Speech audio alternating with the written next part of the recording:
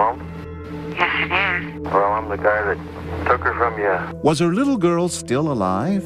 And could her decision to forgive stop a madman in his tracks? Vanished. The power of forgiveness. Welcome to 2020 on ID. I'm John Quinones. Our story tonight isn't just about a crime and a mystery. It's also about the amazing ability of human beings to forgive. When Marietta Yeager's 7-year-old daughter Susie disappeared on a family trip, Marietta didn't know if she'd ever find out what happened to her child.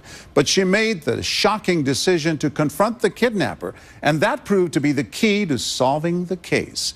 As Robin Roberts first told us in 2000, it all began when Bill and Marietta Yeager took their 5 children on vacation. They had no way of knowing that the campsite they chose had been visited by tragedy years before.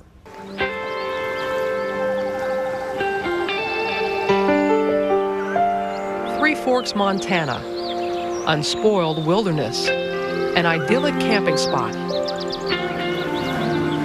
The quiet disturbed only by an occasional freight train.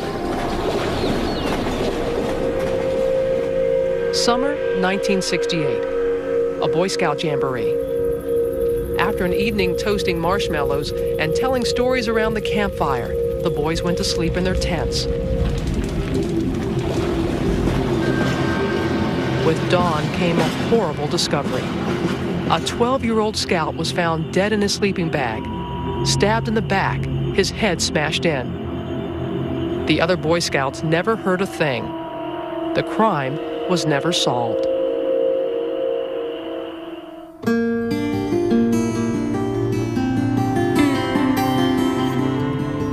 This was going to be the adventure of our lifetime, and this was going to be the vacation that we were going to talk about for the rest of our lives. And it certainly has been. It was a June day in 1973. School had let out, and the Yeager family of Detroit was on a cross-country road trip, a once-in-a-lifetime summer vacation touring the American West. We decided that we would do this grand family vacation. We would go camping for a whole month through the state of Montana. Marietta, a homemaker. Her husband, Bill, a tool and die man in Detroit's auto industry. They have 5 kids, 3 boys and 2 girls. The youngest is 7-year-old Susie. It was full of everything that we were interested in.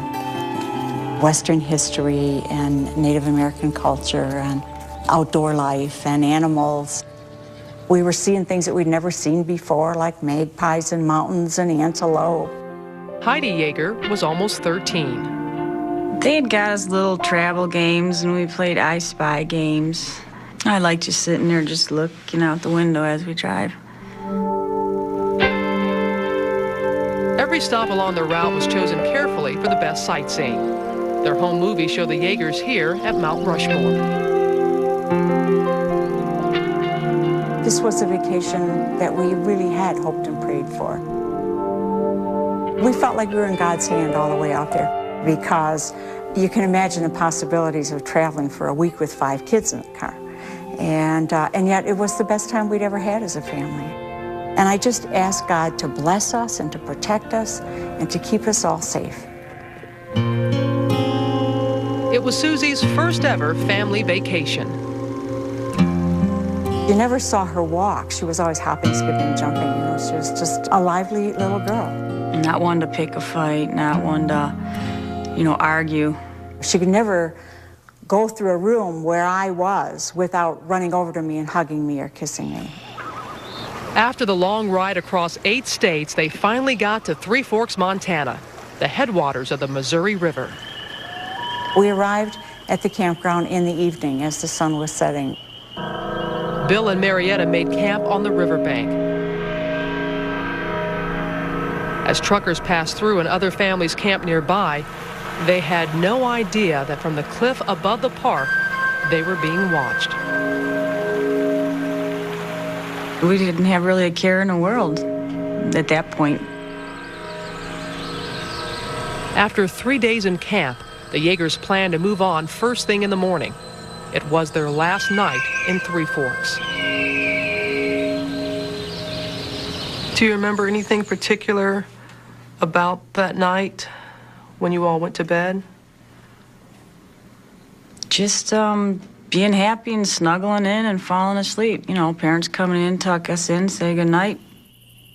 The kids were all in the tent, each in their individual sleeping bags, all side by side with their heads to the back of the tent.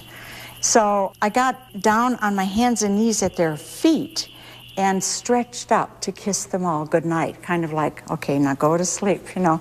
And Susie was the farthest for me to reach, and my lips just skimmed across her cheek as I kissed her goodnight. And she said, "Oh, no, Mama, not like that."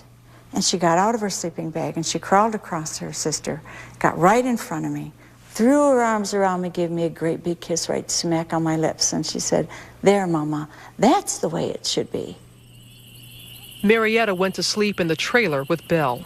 The campground was quiet, except for an occasional train on the other side of the river. Susie and the other kids were fast asleep when Heidi woke up to use the bathroom outside. So I got up, unzipped, went out the section into the porch part, and went and unzipped the second section and stood there with it unzipped. And I remember getting just this icy chill, this hair standing up on my neck. And I just remember thinking, what is wrong with me? You know, I'm never scared. Did you wake up at any other point during the night? Yep. 2 hours later, I was cold. And I looked up, and there was this big semicircle, and the flap of the tent was down. And she realized that there was a hole in the tent. I'm half asleep, but I figure out she's not in here. I just, ran to the trailer, beating on the door, screaming, "There's a big hole in the tent, and I can't find Susie." And you don't want to believe that something terrible has happened. You know, you keep expecting, hoping she's got to be here. Of course she's here. She's gone to the bathroom. She's, and running all over, and no Susie anywhere. I'm thinking right then somebody stole her. By morning, this was all that was left. The slashed tent and Susie's toy lambs nearby in the grass. The fact that these two stuffed animals were left laying outside the tent, outside the hole, it just became apparent as much as we resisted the idea that something terrible had happened. What had happened to Susie? Could the answer lie in Heidi's memory? Did I hear someone, or did I see someone at any of the other campgrounds? Do I know something that might find her? The search for Susie begins when we return. Camping in a Montana state park, the Yeager family had awakened in the night to the unthinkable. Their 7-year-old daughter, Susie, was missing. In the panic moments after the discovery, fear gave way to the terrible realization that she had been kidnapped. As dawn broke, help was on the way. Here again is Robin Roberts. Three Forks deputy Ron Brown, who lived just a few miles away, was first on the scene. The kids were crying, and Marietta was, visibly upset, and Bill, her husband, was visibly upset. I mean, they lost a daughter. Because they were in the same place where the Boy Scout was murdered 5 years earlier, Brown and the local sheriff didn't wait to notify the FBI. Special Agent Pete Dunbar from Bozeman was called in right away. We did tremendous amount of searching. I sat on the rung of the helicopter, and we flew up and down the river. They'd hover down over the water. I'd get off and swim around and search the areas and then climb back on. The strain is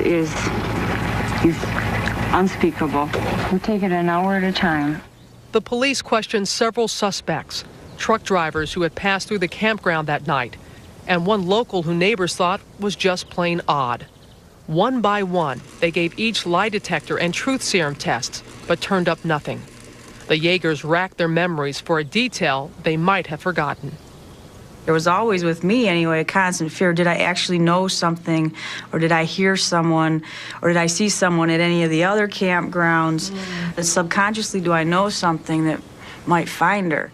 Police wondered how no one could have heard Susie struggle. They think the kidnapper waited to take her until a train passed by in the middle of the night. They figured he watched the family turn in for the night and knew where to cut the tent to get the most vulnerable child. But the few clues led nowhere, and hope dimmed with each passing day. We're desperate. We're latching onto everything that we can. Marietta's desperation turned to anguish each night. I had one nightmare it was like being held captive at a horror movie. I saw her be taken into a building, and I saw her be disrobed. I mean, I saw all the things that happened to her, and I heard her screaming for me, and saw her struggling and her terror, and there was nothing that I could do to intervene, to protect her, to stop what was happening. The family stayed at the campground, reluctant to leave the last place they'd seen Susie.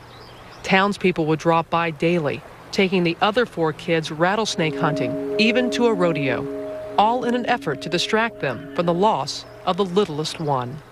I suppose sometimes people go by here and they see us laughing even or playing games, and they must think, you know, they can't be too concerned, but it's an absolute necessity to maintain our equilibrium. We have to be able to laugh sometimes, and we have to keep busy, and we have to keep the kids busy. Time like slowed down. You know, I'd wake up and see the FBI guys there, and I'd go to bed and they'd still be there, or they'd be back and forth all day long. You know, even at 12 and a half years old, I could see the bags under their eyes. There was this constant ache and this constant like black cloud. You know, where is she? You know, she's supposed to be here with us. They watched the search for their daughter for nearly a month. Bill was stoic, trying to be strong for his family. But the strain became too much for Marietta to bear. A day came where I was really pushed to the edge. That was the day that they decided to drag the river right next to us. And all day long, the boat would go a little bit, and then it would stop, and they'd reel in the net, and they'd go through the contents, and then toss it all out. And every time the boat would stop, my heart would stop. And then I began to get angry. That night, by the time that I got into bed, I was just ravaged with hatred and a desire for revenge. I was seething. You know, I mean, I wanted this guy to swing. I could kill him for what he has done to my family, with my bare hands and a smile on my face. That night, Marietta struggled between her rage and her religious upbringing. She realized that her anger would destroy her if she let it. Drawing on her faith, she came to an incredible, almost unbelievable decision. I knew that hatred wasn't healthy, that it would obsess and consume me. It would undo me. I knew that. So I made the commitment to work towards an attitude of forgiveness. I tried to think positive thoughts for him. Then they were simple, unsophisticated things. Let the weather be good for whatever he's doing today. If he's traveling, may he not have any car trouble. For Marietta, working to forgive the kidnapper was a demonstration of faith, but it was also practical. She hoped her forgiveness would not only help her, but Susie as well. Because if he had Susie, I wanted him to be good to her. After 5 weeks of fruitless searching, the Yeagers had no choice but to go home. And I was just really conscious of the fact that this time there were only 4 heads to count instead of 5. But we did resume everything with that one piece missing, that one ache, that one fear, uncertainty. In Montana, FBI agent Pete Dunbar remembers the frustration of the search. It had been months, and the kidnapper's trail was cold. By sheer chance, Dunbar took a criminology course led by Special Agent Patrick Mullaney. Mullaney, who was actually a psychologist, was spearheading a revolutionary technique for catching criminals called profiling. Dunbar asked him for help. It happened quite accidentally. The Susan Yeager case actually turned out to be the very first FBI case psychologically profiling to see who would be your likely suspect. After looking at Dunbar's notes, Mullaney pieced together a profile, starting with the most obvious clue. The kidnapper had never made a serious ransom demand. The person who had committed this crime fell completely away from the typical psychopathic type of kidnapper who would be into it for a quick turnover of money and then return the person alive and leave. Because the kidnapper was able to steal Susie without a trace from a crowded campground, Mullaney thought he had military experience. There was a level of violence in her kidnapping, the slashing of the tent, the brazenness of it. He seemed to know the terrain well, so he's probably a local. And we felt very strongly that it would have been a type of person that would be recognized in the community as somewhat odd, but yet again, not strange enough to do a thing like this. Since he took a girl, they thought he might have had troubles with women, so their suspect probably didn't date much. Mullaney pegged his man as a simple schizophrenic. Simple schizophrenia in behavior is generally characteristic of the loner. We knew whoever committed this crime had placed so much emotional strength into the crime. We felt he was being haunted by it. Because of that, Mullaney predicted the kidnapper would call Marietta at home in Detroit. He asked the Yeagers to connect the tape recorder to their phone and wait. The kids went back to school, and my husband went back to work, and I spent all my time at home waiting for the kidnapper to call. He made her wait for an entire year. On the very night of the first anniversary of Susie's disappearance, the Yeagers were jolted from their sleep. The phone rang and everybody in the house, we were all right there, you know. We had only one phone in the house, and I had run to answer the phone. We were at the anniversary, we were waiting for him.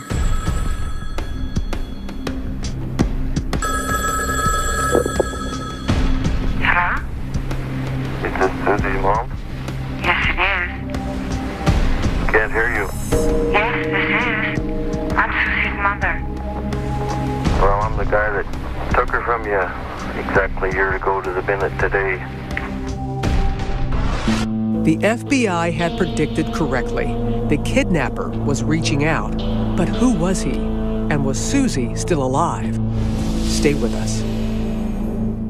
Years since 7-year-old Susie Yeager was kidnapped. Her mother, Marietta, had struggled with her emotions and amazingly decided to forgive the stranger who stole her daughter. Then, on the anniversary of the abduction, the phone rang in the middle of the night. Once again, Robin Roberts.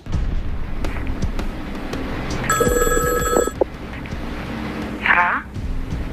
Is this Susie's mom? Yes, it is. Well, I'm the guy that took her from you exactly a year ago to the Bennett today. Is she alive? Yes, she is, ma'am. Can we have her back? Pardon? Can we have her back? I can't hear you. Can we have her back? It's almost like he's toying with you. Mm-hmm. Can I have her back? He makes me say it 3 times. What happened on that tape was a perfect mirror of his personality. Starting off with the real braggadocio, you know, almost like, I got your child, and she's still not knowing whether her child's dead or alive. I don't believe that you really still have her. I think you're just trying to play games with us. Well, I don't care if you believe me or not. If you don't believe me, you just, well, hang up and you never hear from me again. He needed to prove to me that he was the one that was in control, that he was the one that was calling the shots. Are you recording this? No. Are you sure? How could I record it? Was the microphone on the phone? No. You're lying to me. In the middle of the night, I should put a recorder on the telephone? No, I'm not. I felt terrible about that. I lied to him. You know, and You felt terrible that you lied to him. I know people think I'm nuts, you know, but you know, I was really trying to reach him in a place that would enable him to respond. It's almost as though she had gone to get her PhD in detective interrogation, but it was brilliant lines of questioning and a brilliant way of being able to really manipulate this guy. Is she still alive? I couldn't kill her. To a young girl like that, man. Yes, I'm glad you feel that way about her, but surely you terrified her when you took her. Well, I took her back. What made you decide on our tent? I was there, 2 o'clock. Heidi woke up. I heard her call Susie. He had heard me trying to wake her up, and he, in fact, was right out there as I was getting ready to... Oh, my goodness. Yeah. His presence is definitely what I felt. Did you think, what if I had gone out there? Oh, I still, yeah, for years. Had I went ahead to the latrine, it probably would have been me, no doubt about it. What can we do to help you? Oh, I wish I knew the answer to that. You can clearly see where the braggadocio starts to tone down quite a bit. You know, I've been praying for you ever since you took her. You think that'll help? It helps me. It's gotten me through the past year. What he was trying to do was reach a point where he could rid himself of the guilt of the crime that he committed. So he wants to be forgiven. Exactly. He breaks down. And 'cause she said, what can we do for you? Showing compassion, and he... It unraveled him. I don't think he was expecting that. But I really, I meant it with all my heart. Marietta kept the kidnapper on the phone for over an hour. He can't hang up. He's totally in Marietta's control, and he's actually to the point of asking permission to hang up. Say goodbye, so I feel bad about you. It's the only link that I have to her. I've waited for all this time for you to call. And to give me some reassurance that she is alive. And you say that she is, and I'm grateful. But if you hang up, then I waited and I waited and I waited like I've spent the past year. I love her too. And she is my daughter. Please don't hang up.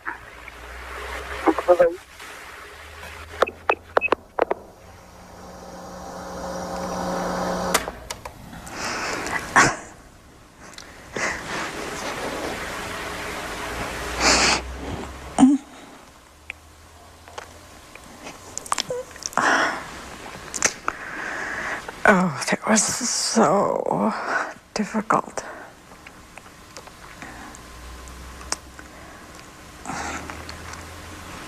And you could tell that at the end, he too was in tears. Right.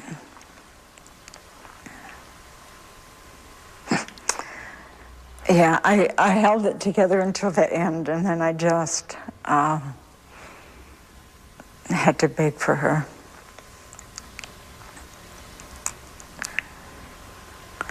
Because I didn't know what else to do. I tried everything I could think of. Incredibly, the trace had failed. But days later, while listening to the tape, Agent Mullaney heard a clue. Right now, as it is, I'm pretty safe because they have no suspicion of me at all. Haven't even been contacted. Because I'm pretty smart for them. What he was really saying is, I've been talked to, I'm a suspect in this case, but they've already dismissed me as a prime suspect. In fact, there was a suspect who had been dismissed, 25-year-old David Meyerhofer. David fit the profile to a T.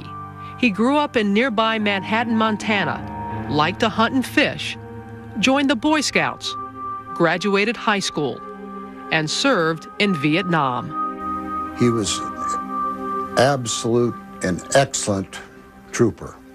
His performance ratings were the highest. His IQ was high.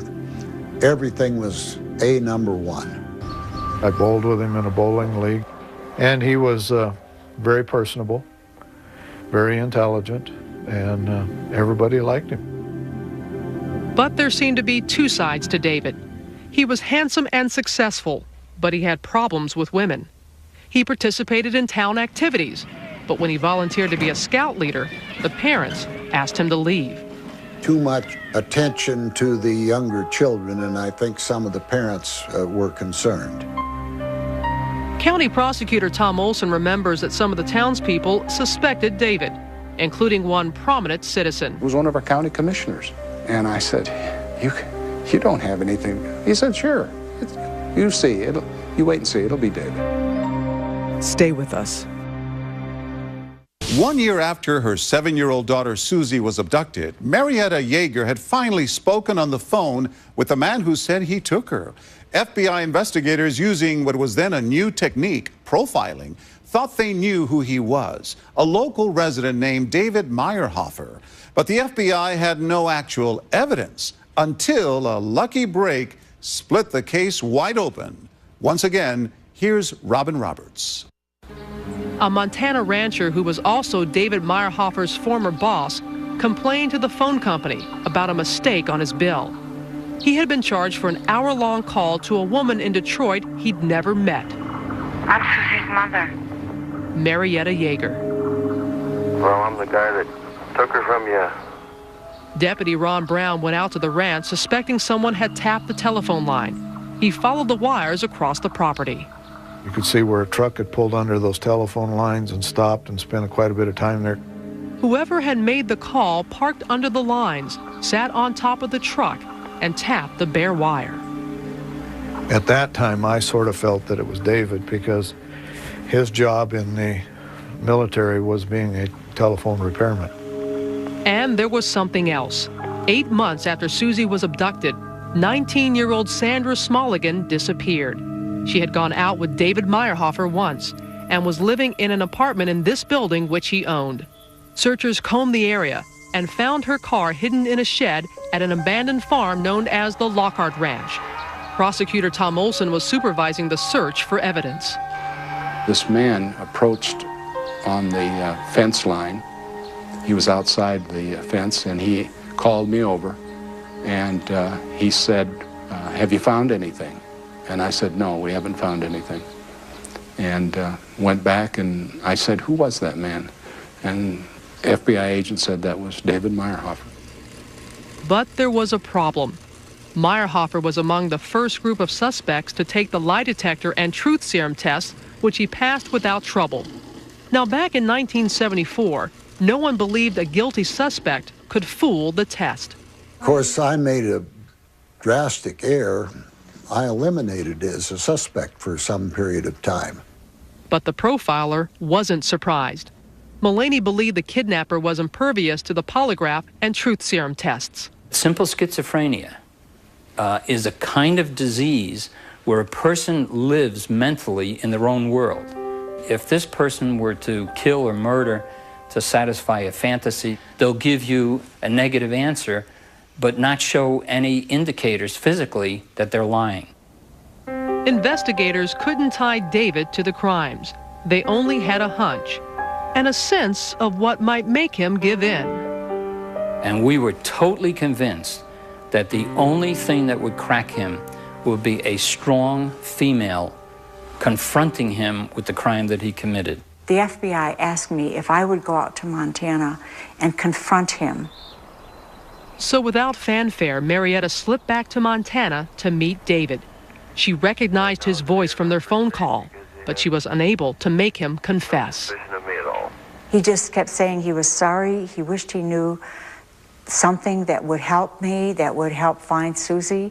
It was clear that he was mentally disturbed. I knew he was the one who had taken Susie. David did not incriminate himself during their meeting, but seeing Marietta made him panic. After she returned home to Detroit, he slipped his FBI tail and raced down to Salt Lake City. He found a motel off the highway and called her again, this time using a fake name, Mr. Travis.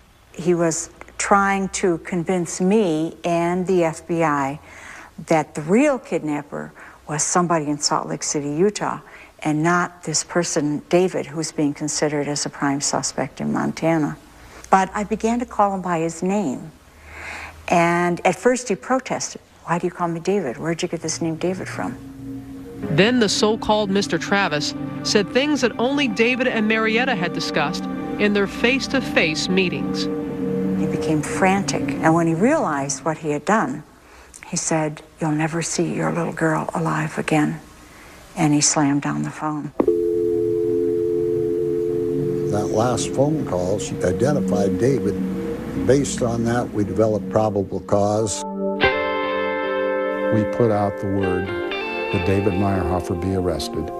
I received a call from the sheriff's office. They requested that I go to his home and keep constant surveillance on him. He got in his pickup truck, started driving around town. I followed him in my own car.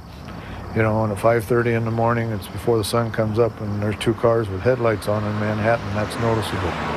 He kept going from place to place to place to place to place, and I finally stopped, got out, and went over, and I said, "David, you know I'm following you.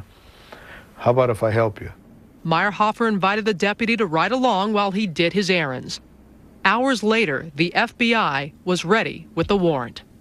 About the middle of the afternoon, I got a call from 2 of the detectives, and Dave was in the hardware store getting something, and so they drove up and they went over and arrested him. When they went through his pockets, they found an incriminating slip of paper. He had written Mr. Travis, and he had written the Yeager's home phone number. We knew we had him. Mr. Travis was a name David had used the last time he had called Marietta. But now, David wasn't talking. The next day, when the police searched his house, they made a terrible discovery. They showed me the freezer, and they showed me a human hand with fingernails painted, and there were other suspicious packages in the freezer. Analysis later showed this package contained human tissue. David had labeled it Deerberger and added the initials SMDS for Sandra Marie Dykeman Smolligan.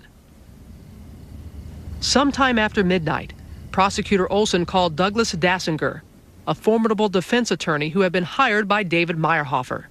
Dassinger believed absolutely that David Meyerhofer was innocent. Olson set out to change his mind. We played a rather cruel trick on him. When Mr. Dassinger came through the front door, the officer at the freezer showed him the search warrant. He was still flipping through the pages of the search warrant when the officer handed him the human hand. What was his response to that? As I recall, he didn't speak for about 30 seconds, and then he went outside and he vomited. He came back in angry, and he said, "I want David up, and I want him ready to talk." In the middle of the night, they went back to the jail, where Dassinger confronted his client.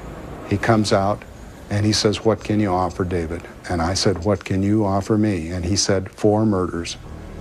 And that sent chills down my spine.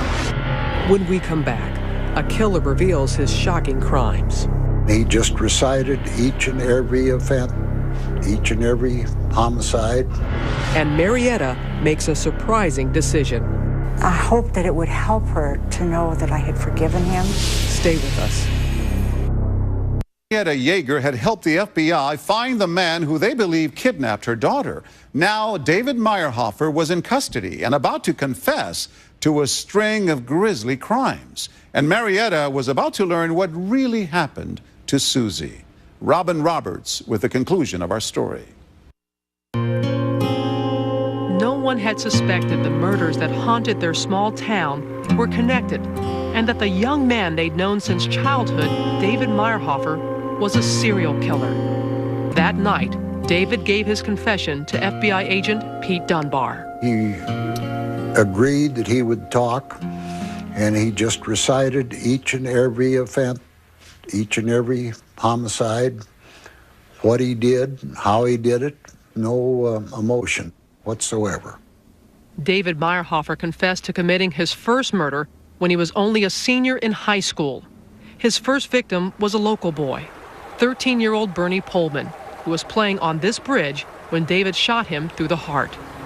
Then David confessed to the killing at the campground, the stabbing of Boy Scout Michael Rainey in his sleeping bag the following year. And he confessed to and described the kidnapping of his third victim, Susie Yeager. There was a pickup truck parked up on the hill overlooking the campground. We learned later that he was sitting up there watching it. He had heard me trying to wake her up. The kidnapper was outside the tent and knew which one was the youngest one where she was sleeping. He just slit the tent, pulled her out. Meyerhofer said he took Susie to his truck, which was parked nearby, and drove to the abandoned Lockhart Ranch. Once there, he undressed Susie, and while he was molesting her, she came to, struggling and screaming, and he choked her to death. But Special Agent Mullaney, an expert in criminal behavior, believes David, to protect his fantasy world, didn't tell the whole story. We're talking about a personality that lives a very abnormal sex life. To kidnap and take a child, we were convinced that it was for exploring and ultimately murdering the child. My concern was a person like this would normally not kill as quickly as he said he did. In truth, her life had been taken from her maybe a week after he had taken her from me. Susie's remains were found burned and scattered around the Lockhart Ranch, the same ranch where 8 months later, David killed 19-year-old Sandra Smolligan, his fourth and last murder. It was Smolligan's hand that police found in David's freezer. Many times, people driven by those motivations would keep a part of the body as a souvenir. David lived up to the FBI profile in every way. He was the local boy who grew up only miles from the murder scene. He was highly intelligent, a loner, a Vietnam vet, considered somewhat strange, but still liked by people in town. When he was in his good self, he was as good an individual as you'd ever want to be around. And of course, I was never around him when he was on the dark side, but he, and that's the only way I could ever figure that he would do that, because he was not a mean-spirited person. After confessing to 4 murders, but still hours before dawn, David Meyerhofer was taken back to his cell by the police, where he was supposed to be placed on suicide watch. And so they left the area, and they left David Meyerhofer and other prisoners back in this antiquated cell block, and seated out in front was this rookie deputy who had no clue on what was going on. Prisoners called and yelled that he was hanging there, and the young deputy ran back and found him. David Meyerhofer hanged himself with this towel the deputy gave him by mistake. Remarkably, even his death fit Special Agent Mullaney's profile, a simple schizophrenic, whose good side was now shamed by the disclosure of his bad deeds. When he no longer became an anonymous killer, that's what drove him perhaps to his death. Total disgrace in a very, very small community where everyone knew him. That horrible, horrible nightmare that I'd had before it was all over was, in fact, the reality of what happened to Susie. And the reason that God allowed me to have that terrible nightmare is because now nobody can come to me and say, well, if you really knew what happened to Susie, you wouldn't have been able to forgive the man who did that to her. Marietta forgave David with open eyes. She also reached out to David's mother, Eleanor Huckard, seen here with her second husband, laying flowers on David Meyerhofer's grave, a trip she made with Marietta. I felt amazed, too, that she would want to do that and take a bouquet of flowers to my son. I didn't talk about it with anybody else much because nobody wanted to, nobody wanted to talk about it. Together we were able to grieve as mothers who had lost our children. I hoped that it would help her to know that I had forgiven him and that I understood how sick he was. Marietta also understood that David's mother loved her son and saw him as a good man who had friends and responsibilities. We have to take the perspective that, in fact, everybody at one time, even those who do the most horrible things, you know, at one time, they were not that way. You know, he was like a little beautiful dark-haired boy like I have.